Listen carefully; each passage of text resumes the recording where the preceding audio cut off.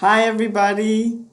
In this first mini lecture, we're just going to talk a little bit about politics and what politics is, and a little bit about the state, the nation state.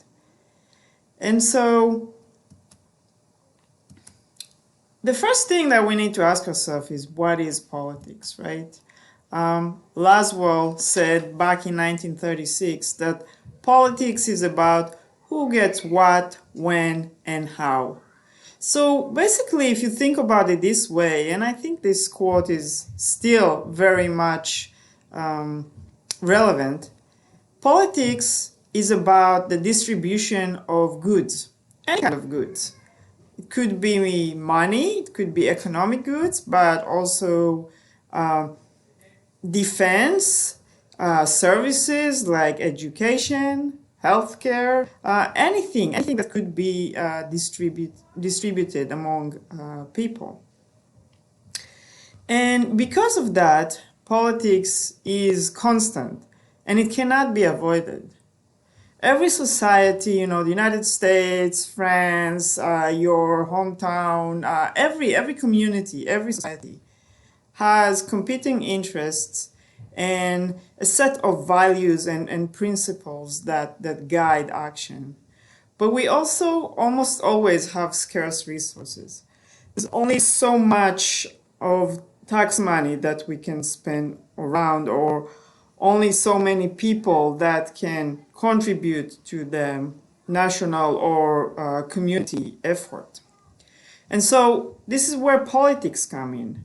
When you have to address those competing interests, those differences between the different groups, and decide who gets what, when, and how, this is when politics comes in. And this is how politics is part of life.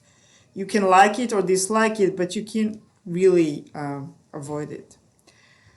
As a first kind of exercise, I want you to pause here and try to think about some political questions.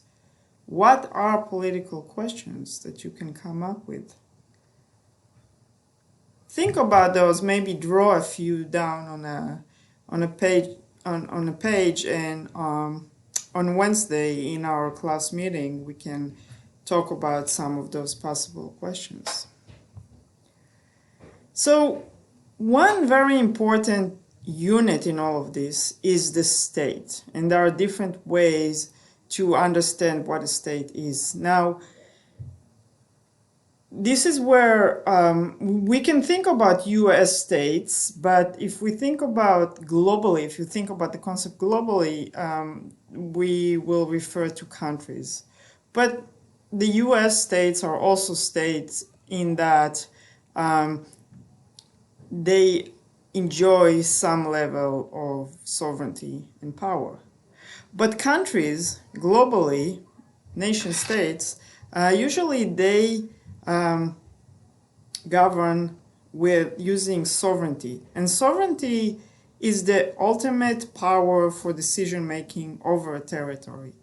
That means that governing entity, in the case of the United States, the federal government, has the ultimate power over the territory of the United States. And that's true for every other nation state or every other country around the world.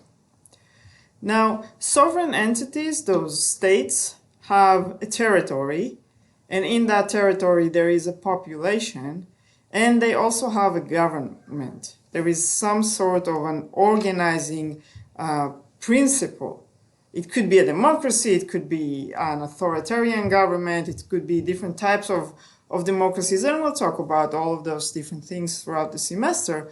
But you need to have some kind of a governing entity. Now, when we have those three things, territory, population, and government, we can think about examples of some countries that, at least at some times, don't enjoy all of those three. If you think about Afghanistan, this idea of a central government that can guide politics within that country hasn't always been there. Another German thinker, Max Weber, has stated that the state has the monopoly on the legitimate use of physical force in enforcing its orders within a given territorial area.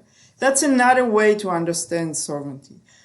But he also refers to something really important here, and this is the monopoly on the legitimate use of physical force. And this is where we think about the nation state can use the police, the military, other authority to kind of force the law. But legally speaking, or acceptably speaking, as long as the state keeps its social contract with the people, we shouldn't see any active militias or any other use of force. It will be an illegitimate force within any given country. Later on in the semester, we talk about political violence, and then we can kind of untangle this one a little bit more. And then another concept that we should think about is the civil society. So there is the state, the government, but then there is the civil society, which are all those ties, networks, and institutions between people, between individuals, and between individuals and the state. Think about your religious organizations or religious groups, about businesses, trade unions, charities, schools, educations, interest groups, any other of social movements. All of those things are part of our civil society. Now, let's think a little bit more about this idea of a state in international politics, which is one subfield of political science that we cover later on. We are talking about the nation state.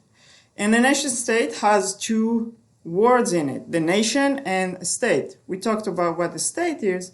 What is a nation? A nation is a group of people. Those people share their demographics and some cultural history, and they define themselves as a community. There is an identity attached to that. If we are US citizens, we tend to, or live or are residents of the United States, we tend to think about ourselves as Americans, right? French people are French. Maybe they are also members of the European Union. So there are different levels of identities, but most nations have that identity in there. And they try to have some sort of a political destiny that they can control and guide their actions to pursue their national interests, right? What are those demographics or cultures? Think about language, ethnicity, race, religion, all of those groupings or all of those categories that can contribute into our identity. Now, what are those cultural things that we have in common? We have shared history that is usually, and some people will say unfortunately, related to wars, but also our celebrities, the people that we all know because we are part of the group, flags, our songs, our historical narratives, all of those things. And that creates this feeling of community. There is the in-group, and then there is the out-group. Everybody who is American is expected to understand or know some things about this culture and identity. And everybody who's not might know things about it, but would not feel as part of it. So it's the out-group, right? And a lot of nations, a lot of those cultural groups or cultural national groups end up seeking self-determination. They want to be independent. They want to have their own country, their own government, and be able to play this game of politics and control their interests or their policies for themselves. So state sovereignty, like we said, give the people the right to control the territory, and the territory is usually defined by boundaries, by borders. And those borders tend to be agreed on or fought over. You know, we have wars over over borders, over boundaries. And they can change. They can be negotiated. They can be fought over again, and they can shift a little bit. The population mostly tends to have some sort, like I said before, has some sort of identity that ties the population to the state. And we are we may see those identities change a little bit. Think about the European experience where French people used to always have look up to the French government, German to the German government, etc. And now they also have the European Union, which is another entity for them to build into their identity.